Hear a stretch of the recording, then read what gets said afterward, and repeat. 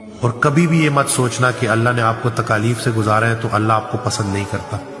रसूल अल्लाह सल्लल्लाहु अलैहि वसल्लम की हदीस है कि जिस इंसान से अल्लाह मोहब्बत करता है उसको आजमाइशों और तकलीफ से गुजारता है।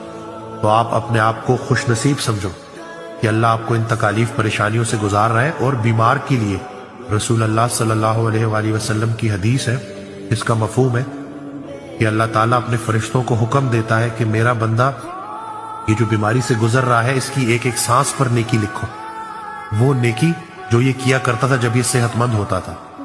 तो हमारी बीमारी हमारी कितने गुनाहों को धोने के लिए आई है, कितने गुनाहों को नेकियों में कन्वर्ट करने के लिए आई है, हमें क्या पता।